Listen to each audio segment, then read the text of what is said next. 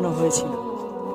প্রায় 1400 বছর আগে বানানো এই পিলারগুলো এখনো দেখতে নতুনের মতনই রয়েছে। এই প্রত্যেকটা পিলারগুলোতে স্বর্ণের পোলানো লাগানো আছে।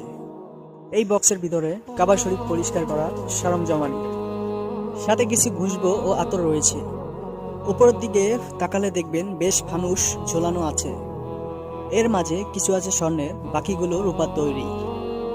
প্রত্যেকটা ফানুসের প্রায় কোরআনের আয়াত লেখা আছে। এই যে নিশানটা দেখতে পাচ্ছেন, এখানে নবী করিম সাল্লাল্লাহু আলাইহি সাল্লাম নামাজ পড়েছিলেন। যখনই কোনো বাদশাহ বা অথবা মেহমান কাবা শরীফের ভিতরে প্রবেশ করে, তিনি এই জায়গায় নামাজ পড়েন। আপনারা হয়তো জানেন, কাবা শরীফের ভিতরে যে কোনো দিকে মুখ করে ঘুমানো যায়।